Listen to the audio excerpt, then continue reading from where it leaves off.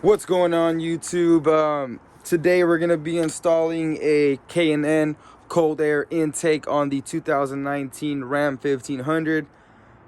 It's a pretty straightforward install. It's not too hard. Anybody can do it. But nevertheless, I'm going to show you guys how to do it. I always like to have all my parts laid out before I do anything. It just makes everything simpler. You can find everything pretty easy. It does come with instructions, right? But I've installed cold air intakes on all my vehicles in the past. It's not hard, it's really easy, so I'm not even gonna use them.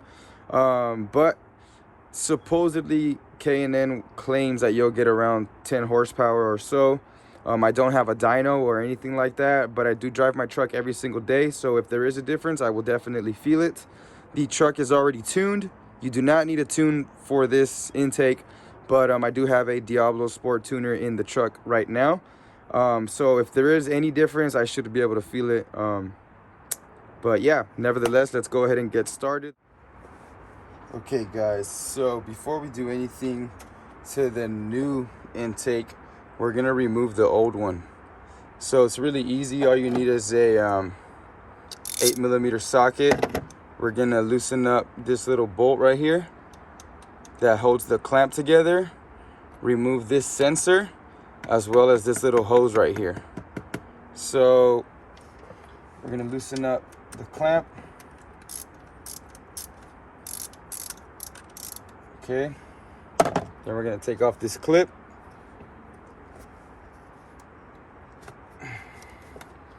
And then remove this little hose. I'm not sure if it's a vacuum hose or what it is. It's really easy. You're just gonna push up on the clip and should come out. It's really easy, right?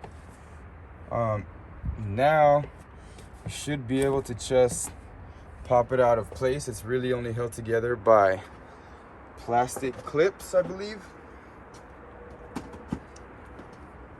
So now we should be able to pop that sucker out. Look at that.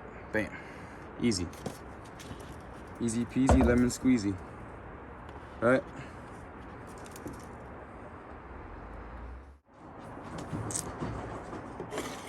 Okay guys, so we need a couple of things from the old intake. First, we need to take off this sensor right here, or whatever you want to call it. So you're pretty much going to turn it about a quarter or half a turn, quarter turn, and take it out.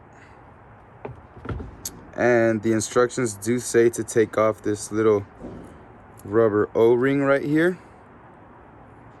Right, we're not going to need it, so you can throw that away. Put this to the side. Don't break it, don't lose it.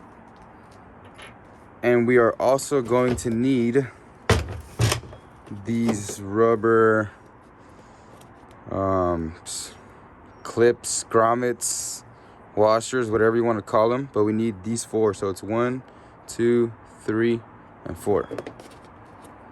Right? Pretty easy, right?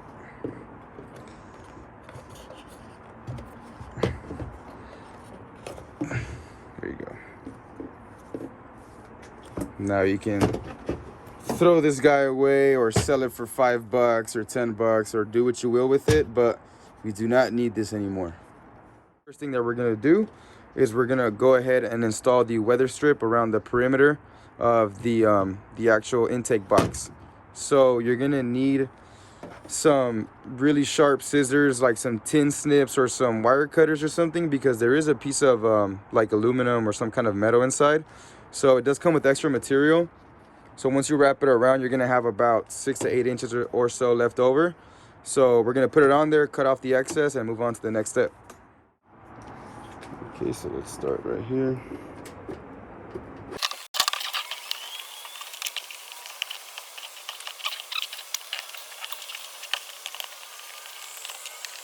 Okay, so once we get here, we are going to cut,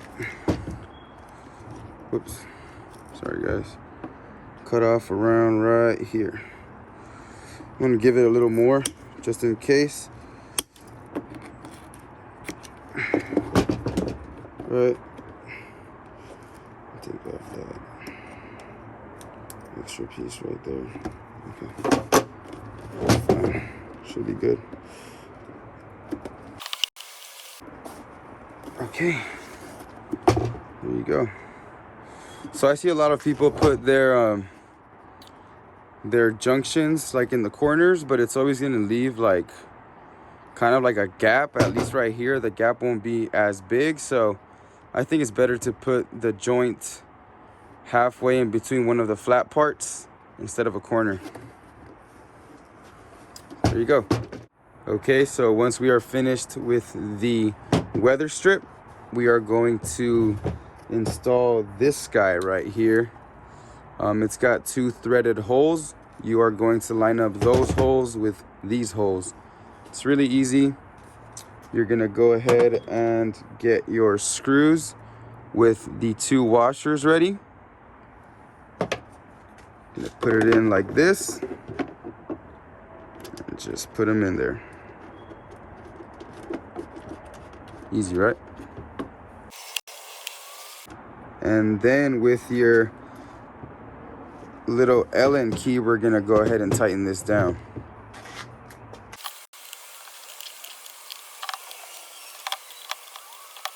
And there you go.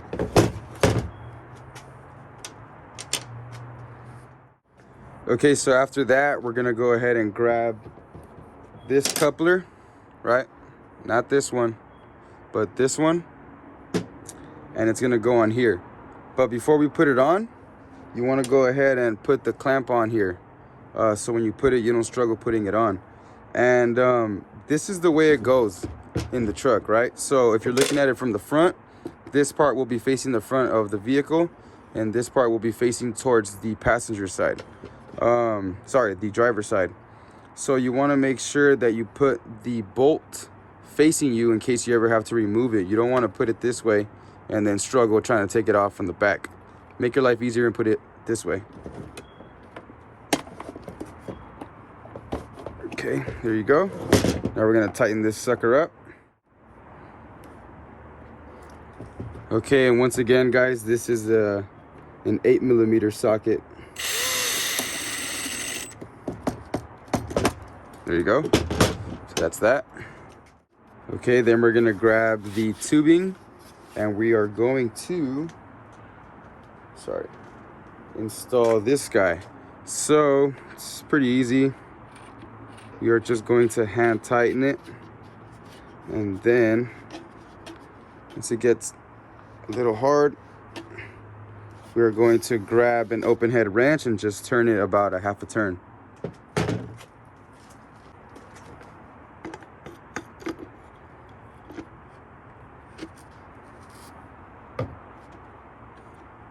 We'll go a full turn.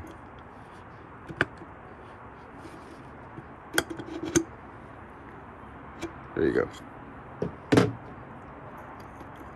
One more, why not? Okay, that's it. Okay, after that, we're gonna go ahead and grab this little rubber seal and we're gonna put it in here. So it's not too, it's not too hard.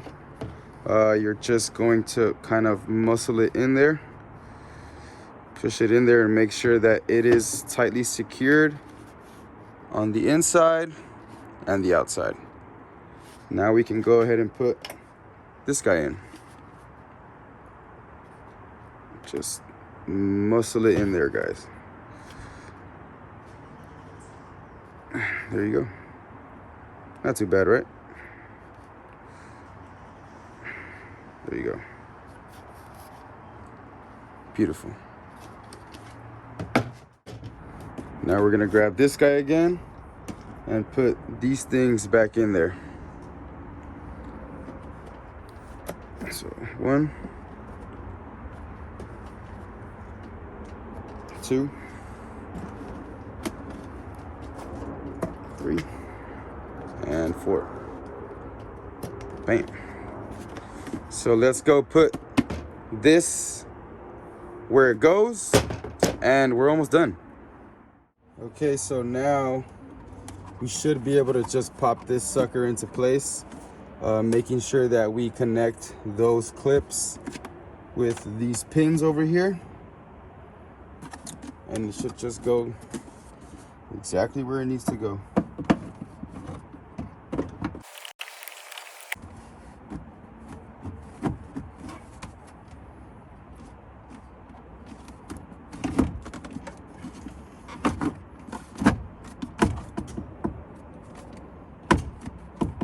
Okay, there you go. So you can see, you want to make sure all those lined up and you'll be fine. Alrighty, now we are going to put the other coupler right here, right, as well as one of the clamps. So once again, you want to make your life easy.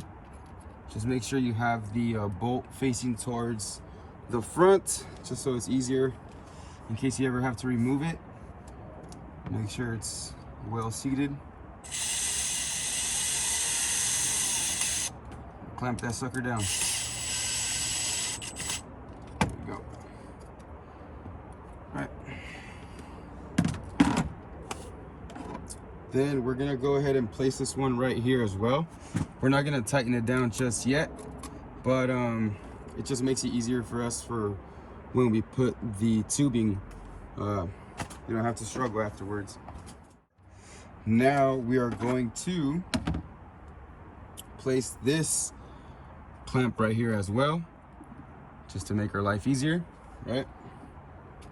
Then we're gonna go ahead and put this guy in there. Oops, give me 1 second. I don't want to drop the camera. I'm moving too damn much, but right, make sure it's as far in as possible. Line up this guy in here. Once again, with the bolt facing towards the front.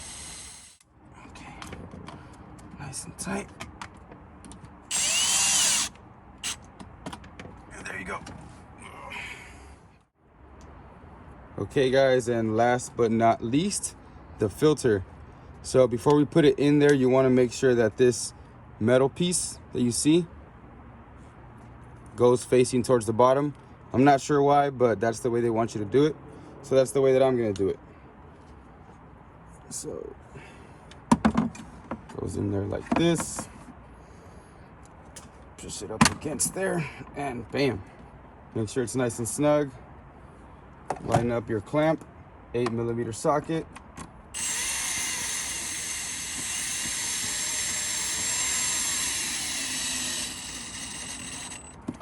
There you go. Okay, and then let's not forget about this sensor back here.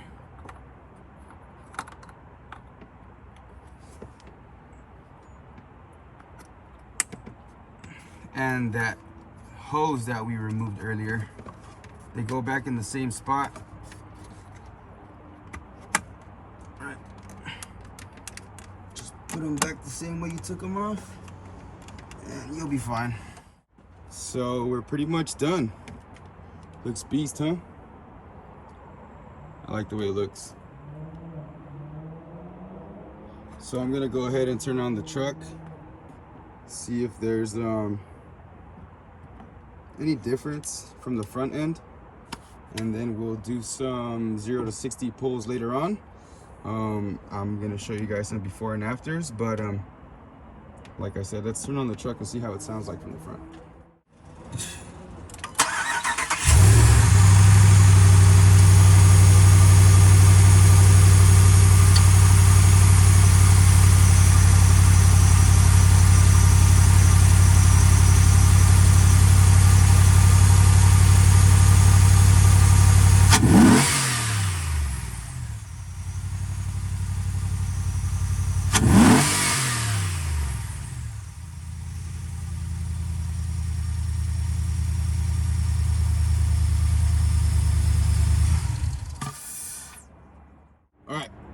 So that's it.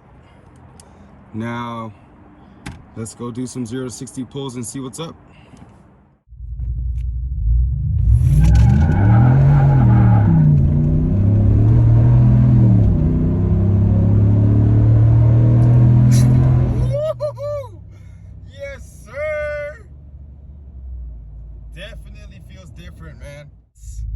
a slight difference, and that's good enough for me, man. Good enough for me. Again, let's go.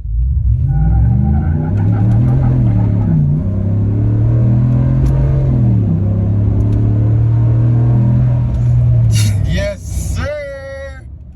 Sheesh.